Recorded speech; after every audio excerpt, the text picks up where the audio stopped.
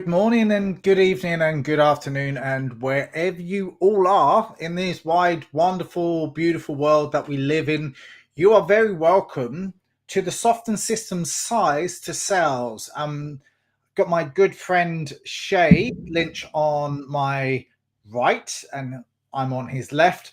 And today we're talking about growth opportunities, and it's really to look at overcoming challenges faced by your sales team. We'll see you in a few moments.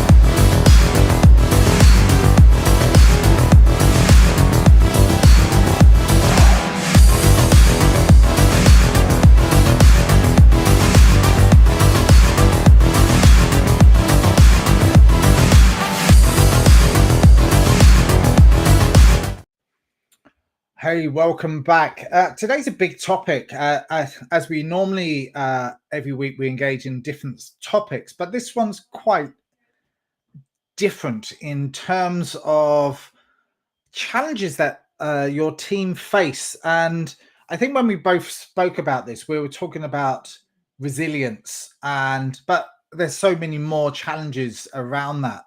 But I think resilience is one of those big things that your team has to really embrace, because it can really help you or it can really hinder you depending on the way our brains are wired and fired together.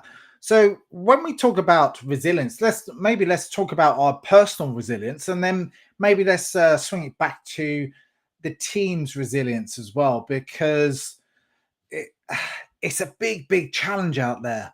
So what do you think about this, Shay? Ooh, big question, Jason. And there's many layers and layers to it, right? Yeah. So, if you were to ask me where would I start with all of this, Jason, right? And again, knowing sales team, traditionally they're very individual people. They like to do their own thing, be accountable and be autonomous, Mm, and check in on a once a week.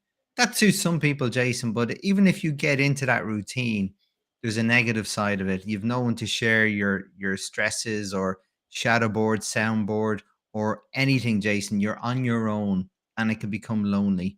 yeah. The reason why I say that, if I'm a sales leader, the first thing I like to promote would be working together to make it better, right? Yeah. Supporting each other, is helping each other.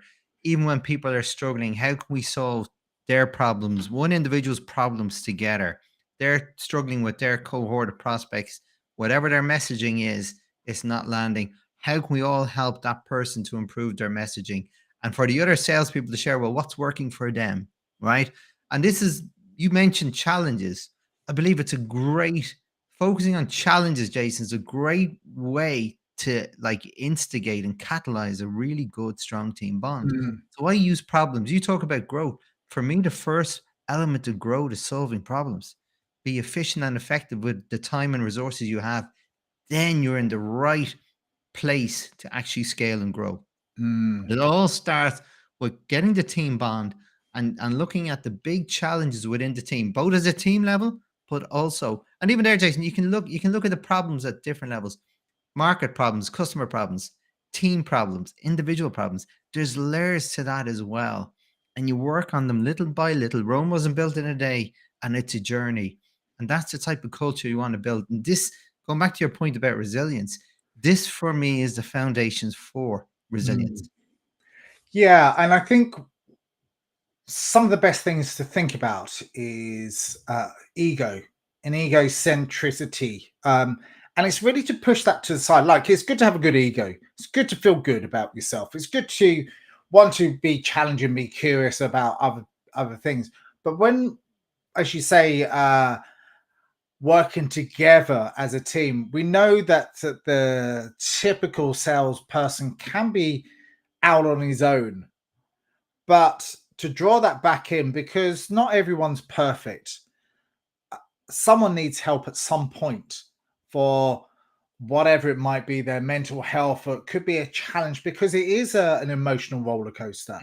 like we've discussed this offline as well as online, is sometimes people don't get back to you, and that can really stress you out as an individual contributor. So when you're in a sales team as an individual contributor, because you've got to maximize your own results, you've got to see sales coming in. And when you get ghosted by a client and a customer, it can get very stressful. Mm. So let's have a look at those resilience part of that. And it's maybe down to a sales manager, sales team to be a little bit of a shoulder to cry on, not in a bad way, but just the way said, well, what have you done differently this week? Okay, that person didn't react when you sent an email or when you called or whatever, but who else are you speaking to? So such a future proof where they need to be going, as opposed to be retrospectively looking at the past, because you can't change the past. The past is gone. So you have to start to go, well, where are you now? Who else do you need to speak to? You're not speaking to that person, but how can we speak to other people? Excellent, Jason, and spot on. And that's it. You can't change the past. You can only learn from it and not repeat the same mistakes, Mm, right? But here's the thing, Jason. Nothing works all the time, every time. It's not the way it's supposed to be. That's just the way the world works. You have mm, days where nobody answers your phone and nobody answers your emails. And you wonder, is your voicemail, does it come with a virus attached? yeah, That's just the way the world works. It's not you. People are busy. Maybe they're not ready to talk to you. Maybe they don't know what to say to. Maybe they have to spend the time absorbing an email and gather their thoughts before they get back to you. Maybe they're just busy and overwhelmed with other things. It's all about not putting it on you all the time and saying, "What's wrong with me?" This mm, is life. It's yeah, not supposed to be nice. It's supposed to be business, right? And a big part of resilience, Jason, is like, again, people sharing their pains and their struggles. If you keep it all inside, Jason, you're not going to get anywhere. They're going to grow and grow, and then yeah, you're in a state and you don't know how you got there. It's usually a depressive state. So as a leader, the reason why I say this, as a leader, it's about you drawing this out of each individual member of your team, building strong, open, and honest relationships. And I always say, as a leader, you should not just be their boss, you should be their counselor and their yeah, friend as yeah. well, right? And build open relationships. They have that safe space with you. Yeah, and I'm reflecting on the time that I've worked with people, but also been part of a team as well, and the support that I got. I can reflect back 20 years ago, and who was the CEO, but I could. I was going through something at the time. I don't know. I was feeling very sick, and also couldn't connect with a few of the buyers or whatever it might be. And he just said, "Oh, Jason, you want to come into the office?" So I went to the office. Said, "Is everything all right? Are you okay?" And that really just calmed me down. It allowed me time to speak. And what that leader needs is that empathetic ear to really listen. And that's one of the core skills that that leader had, to really listen, to understand without judgment, without that, and just get myself back on track. And ironically enough, he said, "Look, just go home this afternoon. You'll be back tomorrow. I know you'll be fighting fit." And I was a bit sick as well. So that really didn't help the equation with what was going on in my head at that particular time. But you start to look at those attributes of those leaders having that ear. And the next day I went back in and I absolutely smashed it. Mm. So the time taken out was the time to recover. And the leader actually suggested that was the right thing to do at that right particular time. And I think that's the wisest thing, that as a leader, to actually compel compassion. Obviously, you got to hit your numbers, you got to hit everything else, but sometimes take a step back to jump 2 paces forward. Totally. Totally. It's never a straight line, Jason. Mm, It's a squiggle, right? It's a squiggle. And squiggles is like if I compare it to people trading on the marketplace, right? And they get scared, they see a dip and then they want to get out, right? But that's only a short dip, a short term dip. That doesn't mean it's always going to keep dipping. and Yeah. people, the fear comes in, right? When if they just ride the storm, then they say, okay, it's going to come good. And it's the same thing, Jason. People, we always need to ride the storm because there will be storms. And that, as you said, that could be on a personal level where you're not feeling well, Mm. you're struggling, you don't have the mojo, your energy for sales. And energy is very important in sales when you're Yep. meeting potential clients. Like energy is contagious, right? So it's very hard to pretend if you're not feeling well. Sometimes you're better off not meeting people if you're not 100% Yeah. because you'll only get one chance, right? And it's important to make sure that chance is very effective. Okay. So it is, and we've a similar mindset in many things. We both like to keep healthy. We both do a lot of running. We eat well. So again, if I was a leader, I would be looking to see how I can support their health as well. Obviously, Yeah. not tell them what to do. You can't do that, but help them make better decisions. Not everybody's as educated as some about health strategies, Jason. You know, and help them be healthy, healthy mind, healthy body, and bring them. So that's why I always say the role of a leader is not just to be their leader.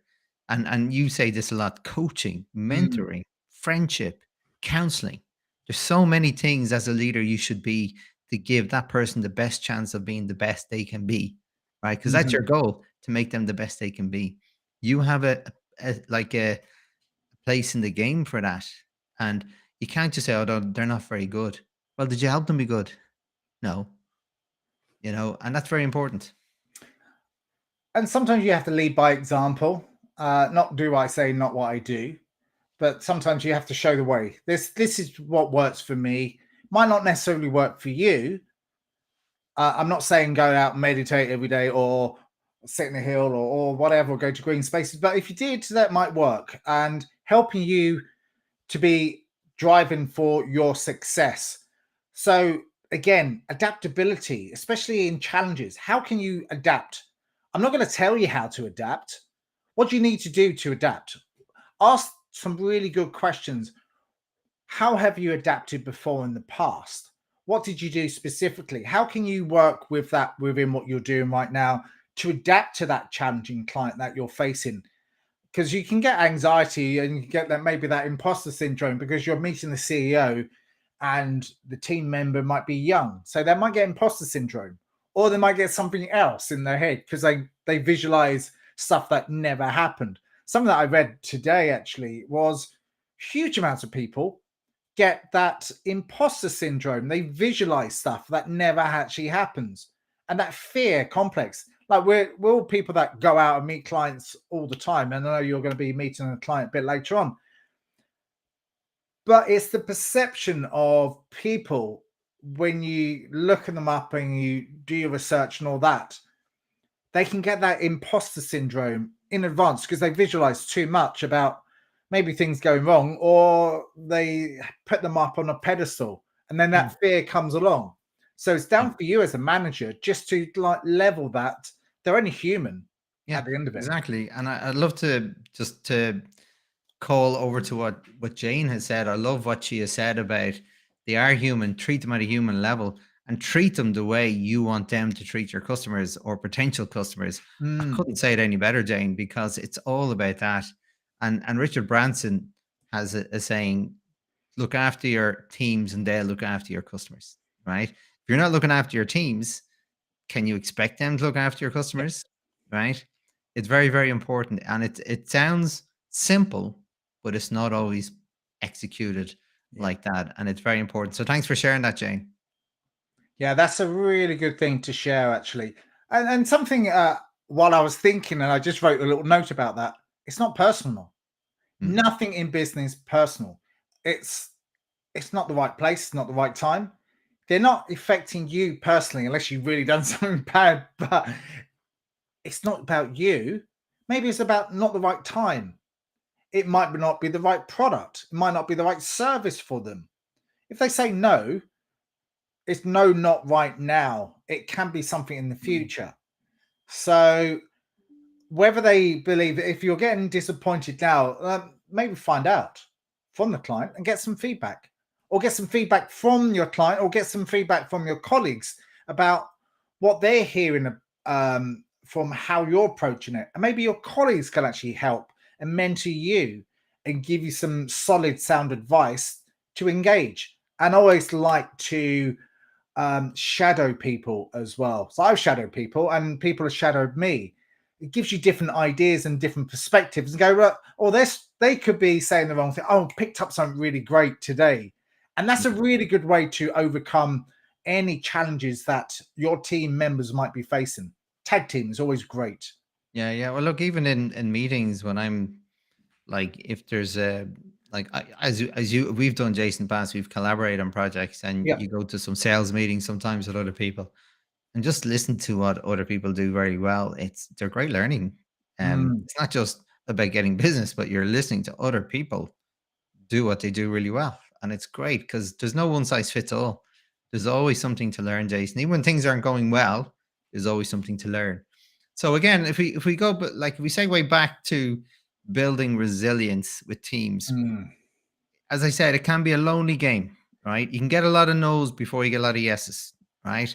And it takes time. It really requires resilience in sales, right? And learning to see it as a way, like in terms of as a mechanism that okay, I'm gonna get so many no's before I get a yes. Know that going in, and then mm, making sure when you get the yes, it's worth all the no's, right?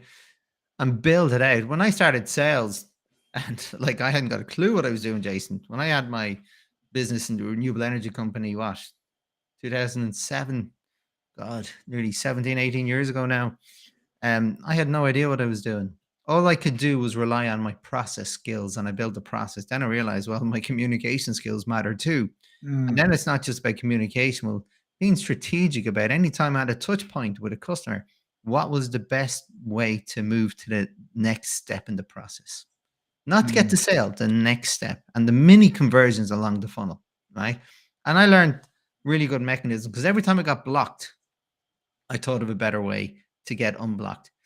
And I went from starting, I think I read my first rule was the 5% rule that I read online when I was Googling how do you do sales. It said the 5% rule. You have to make 100 calls to get 20 meetings to get 5 sales. That was my first metric to work off. And when I got that, and it did take me like a lot of calls to get my first sale, as you know, and that was amazing. But then the better I got, I learned I didn't always need new leads. I just had to get better at servicing the funnel, building a buying experience for the mm. customers, learning how to add value before the sale, Yeah. build all those mechanisms and I got up to 70 odd percent at one stage, Jason. So it's all about taking, and I only had this conversation with someone earlier on about the importance of process when you're building sales, right? Something to fall back on, not to be robotic, but no, there's a step process that we know if you do it X amount of times, you'll get results. And then you bring you the best version of you anytime you have a touch point with a client or potential client. And then you have something to measure against. Yeah, I absolutely concur. Ironically enough, I had a meeting a little while ago, and the funny thing was, wanted me to teach people to have a mindset. I was going, well, it's not about me it's it has to come from them. It has to come from the person to be self accountable. And I know we've spoken about this quite a bit, but I can help you get a great mindset, but you have to buy into it to want to do it. It's not, there's only so much you can help and advise people and ask questions and so on and so on. But if they're not helping themselves, how can they help other people to get what they want? Mm, So there is a part of that. And it's really to understand where they're at as maybe as a team leader. It's to really understand their body language and to see if something is in line and congruent, my favorite word of the year, and to get the best out of them. So you have to make sure that you're relating to them and you're building up that rapport so they can engage better with their clients better, because some things are just holding them back, whatever that might be. But we have to lower that and make sure that they engage with people in a better way. So people's mindset at that particular time is just so important. And again, that goes on with that resilience. How can they just get up and just move on forward and just brush that off and go, well, that happened there. And as you say, a plan is really good. Like, I'm not a massive believer in a script or anything like that, but I think it's good to practice a script. But then when you are actually engaging with a client, it's to make it fluid. Oh yeah, totally. Like I like you, I don't believe in scripts, but if I'm meeting a potential client, I want to walk away knowing 5 things at least, Yeah. right? And then I'll mark them in my database. And the reason why that's important, Jason, right?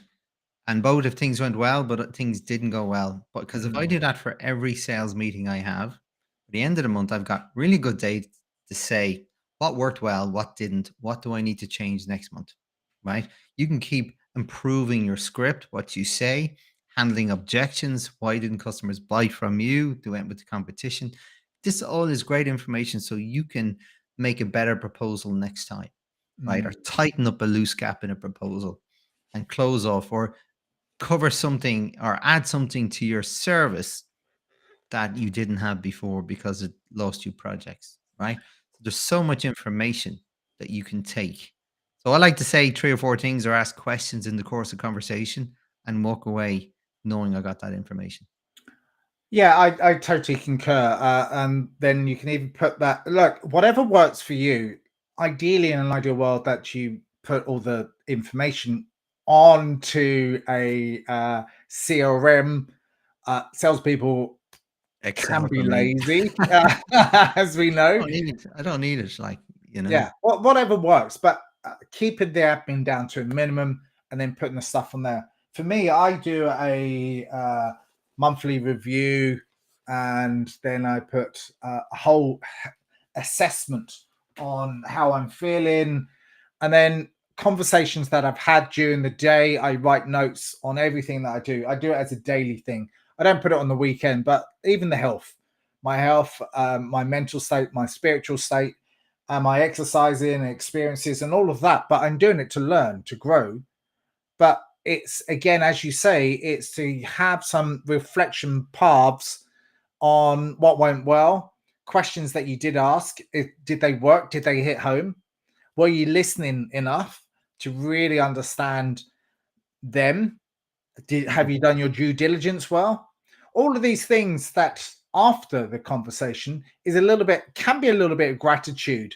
And when we talk about resilience, good things that went well for you, even if you didn't achieve the main goal, but even if you just pushed it forward to the next state, some things that you can actually help you just feel better about yourselves, just to help you excel and move forward. But obviously, the key thing is to learn. Absolutely, Jason. And another thing to talk about that, because your mindset absolutely is very important, specifically in sales, right? Because you're going to get a lot of objections, right?